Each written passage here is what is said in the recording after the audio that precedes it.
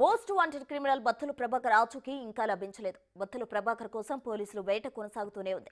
ఈ నెల 22న పోలీసుల నుంచి తప్పించుకున్న నిందితుడి కోసం పోలీసు బృందాలు తీవ్రంగా గాలిస్తున్నాయి. ఫోన్ ఉపయోగించకపోవడం, సన్నిహితులకు కాంటాక్ట్లోకి వెళ్లకపోవడం, ప్రభాకర్ ఆచూకీ కనుగొనడం పోలీసులకు కష్టంగా మారింది. బేడీలతోనే ప్రభాకర్ పారిపోయాడని ఎస్కాట్ పోలీసులు స్టేట్మెంట్ ఇచ్చారు. మరి ప్రభాకర్ ఇంకా బేడీలతోనే తిరుగుతున్నాడా? చేతికి ఉన్న బేడీలు తొలగించేశాడా? అసలు ప్రభాకర్ ఎక్కడా?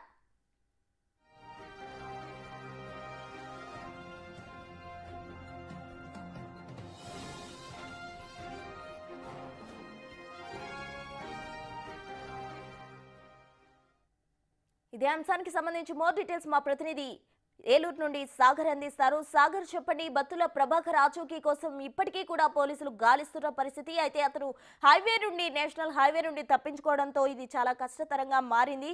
మరి ఇప్పటికీ కూడా అతని ఆచూకీ దొరకని పరిస్థితి. పోలీసులు ఏమంటున్నారు?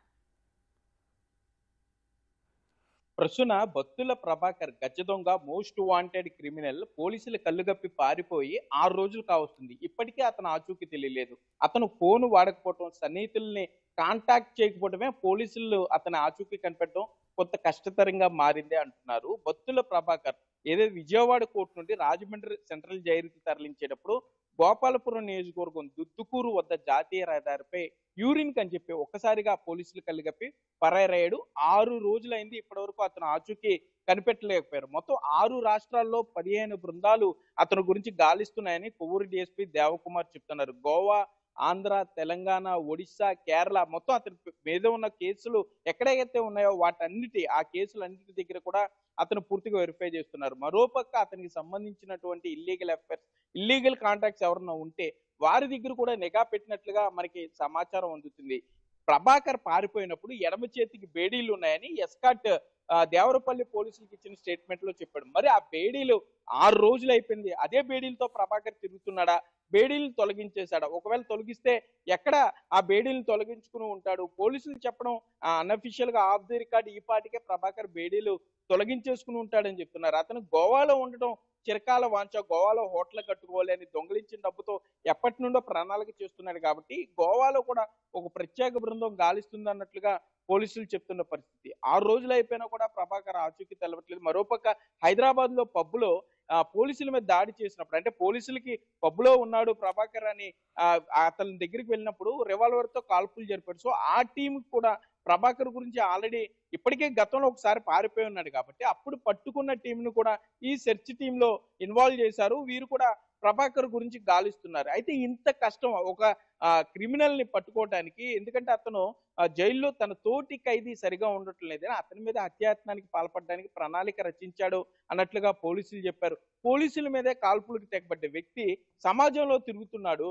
ఎవరికి కంటికి కనపడకుండా తిరుగుతున్నాడు. మరి రూపం మార్చాడా? వేషం మార్చాడా? రాష్ట్రం మార్చాడా? ఎక్కడ ఉన్నాడు ప్రభాకర్? ఇప్పటికే ప్రభాకర్ ఫోటోని గత వారం రోజులుగా కూడా పోలీసులు సోషల్ మీడియాలో వైరల్ చేస్తున్నారు.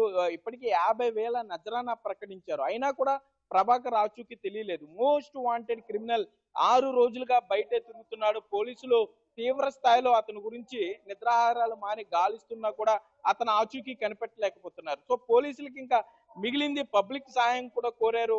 పబ్లిక్ ను కూడా ప్రభాకర్ ఫోటోలు రకరకాల డ్రెస్సుల్లో ఉన్నవి, అతను గుండు కొట్టించుకున్నప్పుడు ఎలా ఉంటాడు, జుట్టు తగ్గిస్తే ఎలా ఉంటాడు, మాస్క్ పెట్టుకున్నప్పుడు ఎలా ఉంటాడు, ఇట్లా అన్ని రకాల ఫోటోలను కూడా పోలీసులు రిలీజ్ చేశారు. దీన్ని బట్టైనా ప్రభాకర్ దొరుకుతాడని అయితే పోలీసులు ఆశిస్తున్నారు. మరో పక్క మనం ఇప్పటికే కొవ్వూరు డిఎస్పీతో మాట్లాడడం జరిగింది. త్వరితగతినే ప్రభాకర్ ను పట్టుకుంటాం, కానీ అతను ఇటువంటి ఎలక్ట్రానిక్ డివైజ్లు వాడకపోవటం, ఎవరికి కాంటాక్ట్ లోకి వెళ్ళకపోవటం, కనీసం అతని అనుచరులకు లేకపోతే బంధువులకు కూడా అతను ఎక్కడ ఉన్నాడో తెలియకపోవడం, వారి కాంటాక్ట్ లో వెళ్ళకపోవడమే ప్రభాకర్ ను పట్టుకోవడం కష్టతరంగా మారింది అంటూ కూడా పోలీసులు చెప్తున్నారు. ఇప్పటికే ఏలూరు రేంజ్ ఐజీ అశోక్ కుమార్ ప్రత్యేకంగా దృష్టి సారించారు. 15 బృందాలతో కూడా ఎప్పటికప్పుడు మాట్లాడుతున్నారు, ఫీడ్బ్యాక్ తెప్పించుకుంటున్నారు. ప్రభాకర్ ని ఇట్టి పరిస్థితుల్లో పట్టుకోవాలని పోలీస్ శాఖ అయితే పూర్తి పకడ్బందీగా ప్రణాళికలు రచిస్తున్నా కూడా ప్రభాకర్ తెలివితేటలు వారి పోలీసుల ఆ ప్రణాళిక ఎప్పటికప్పుడు అడ్డం కొడుతుందనే చెప్పుకోవచ్చు ప్రసూన. సాగర్, అయితే అతని ప్రణాళికలో పోలీసులకు కూడా అంతు చిక్కని పరిస్థితి ఉంటే ఎప్పటిలోగా పట్టుకుంటారో? అంటే మోస్ట్ వాంటెడ్ క్రిమినల్ గా ఉన్నారు, అటు పోలీసుల మీదే అతను దాడి చేసిన చరిత్ర కూడా ఉంది.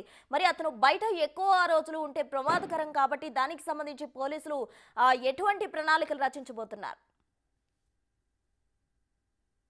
అయితే ప్రభాకర్కి సంబంధించినటువంటి ఆర్థిక ఏదైతే ఫైనాన్షియల్ సోర్సెస్ ఉంటాయో వాటికి సంబంధించిన వాటి మీద కూడా పోలీసులు నిఘా పెట్టారు.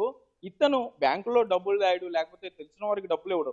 రైలు పట్టాల వెంబడి రైల్వే ట్రాక్ వెంబడి ఎక్కడైతే దొంగతనం చేస్తాడో దానికి దగ్గరలో కానీ దానికి కొంత దూరంలో కానీ రైల్వే ట్రాక్ వెంబడి ఒక గుర్తు పెట్టుకుని అక్కడే గొయ్యి తవ్వి అందులో డబ్బులు దాస్తూ ఉంటాడని పోలీసులు ప్రాథమికంగా నిర్ధారణకు వచ్చారు. డబ్బులు అవసరమైనప్పుడల్లా ఆ ప్రాంతాలకు వెళ్తుంటాడు. అందులో ఉన్న డబ్బులు దొంగలించిన సొత్తు దాచుకున్న డబ్బు తీస్తూ ఉంటాడు, ఖర్చు పెట్టుకుంటూ ఉంటాడు. అందుకని ఎవరికి కాంట్రాక్ట్ లోకి వెళ్ళకపోవడం, డబ్బుల గురించో లేకపోతే ఎక్కడికైనా సహాయం కూడా అడగకపోవడం ఇప్పుడు పోలీసులకి కష్టతరంగా మారింది.